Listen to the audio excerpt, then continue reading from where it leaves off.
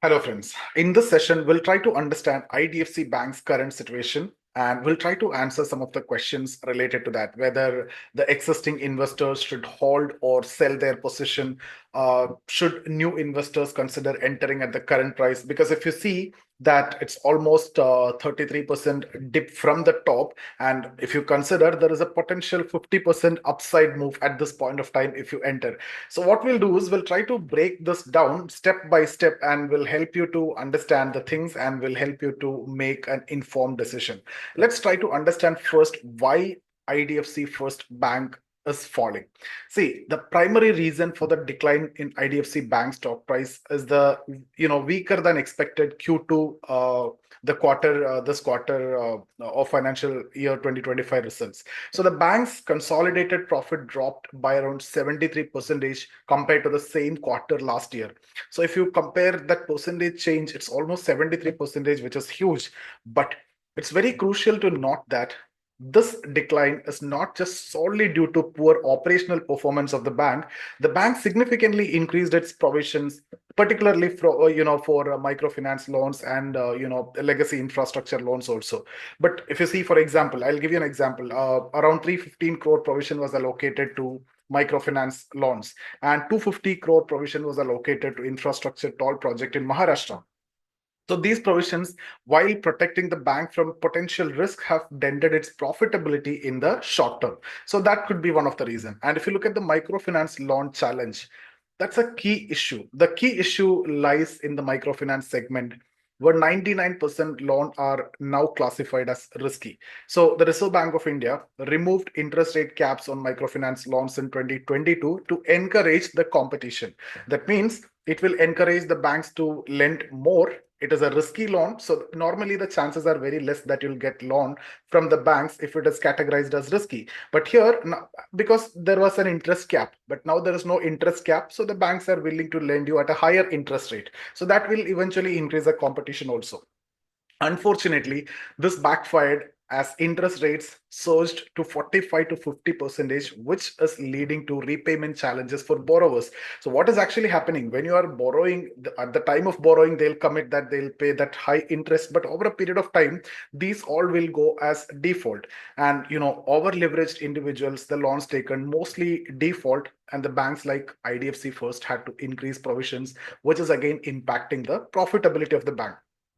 Despite this, like if you see other segments like mortgages, vehicle loans, and consumer finance remain very much stable, reflecting a mixed asset quality of the bank. But the main issue is actually with the microfinance loans because of the excessive, interest rates and the default. If you see a broader banking industry issue at this point of time, the problems faced by IDFC Bank are not isolated. There are rising defaults in credit card, and various other debts, and higher borrowing cost is also there, and that is a wide industry trend. For instance, if you see outstanding credit card debt itself has increased to around 2.7 lakh crore by June 2024, and that is actually growing at a 24% CAGR since 2019. And default rates on credit cards rose from around 1.6% in March 2023 to 1.8% in June 2024. So that is an overall trend. Okay, so this signals a potential bubble in the consumer credit. So which again could impact banks across the sector, not only IDFC Bank. So here, if you see IDFC First Bank with its focus on retail banking is navigating these challenges along with its peers actually. So there is a big issue which is already there. And if you look at the bank's strength and the balance perspective, if I want to take, see, the challenges are real. It's important to highlight the strength also. See, the management excellence. At one point of time, we were talking about this IDFC First, and I was also holding so much quantity of IDFC First, because of the impression was this is going to be the next ICICI Bank. So if you look at the management excellence, the bank is led by Mr. VVaidyanathan, and whose strategic vision and leadership are widely admired and accepted. So his track record also includes turning around a loss-making NBFC into a thriving entity. Next, if you look at the technology and the products, the bank offers a wide range of innovative products, including digital loans, microcredit, and wealth management services, etc. And if you look at the branch expansion from 206 branches in 2018 to 961 branches in September 2024, the bank is aggressively expanding its presence, which could again drive long-term growth if you see. So if you see stable segments in this, though we discussed about microfinance, that's an issue because of multiple reasons, because of the default due to the higher interest rate and everything. If you see the stable segments, mortgages, MSME loans, and consumer finance, that remain robust, and that is showcasing a strong base of stable assets of the bank. Right. So, see, when we talk about asset and liability, these loans are assets of the banks. Then the deposits are liability. That's what I said. These are stable assets. So, if you look at the future outlook and the management targets, the bank have set ambitious target for 2029, which include loan book growth.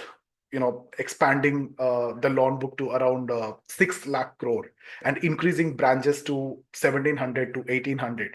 Okay, and maintaining a gross NPA below 1.5 and a net NPA under point. Net NPA means non-performing asset is what I'm talking about. Net NPA under 0.5%.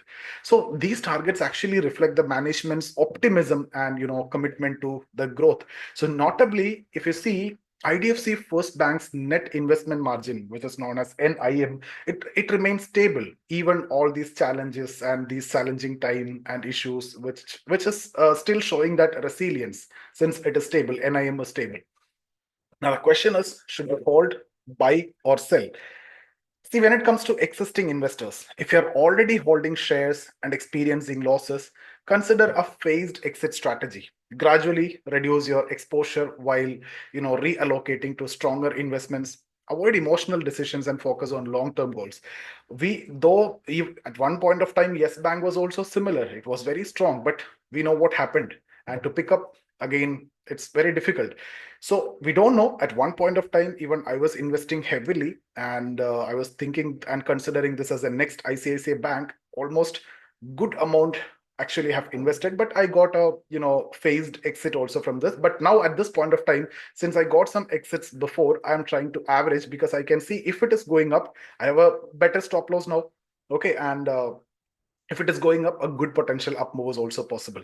Coming to new investors, for those who are looking to enter, the current valuation appears attractive. So when we talk about a stock, the valuation is important. At this point of time, for this bank, this is at the right valuation where you can, in my opinion, that's my personal opinion, that's a right time to enter. That's why I told you, since I got the exit in between at 80 rupee, I am now willing to enter at this level because I'm expecting, because the strength is strong, fundamentals is strong, except that microfinance issue that is common for all the banks.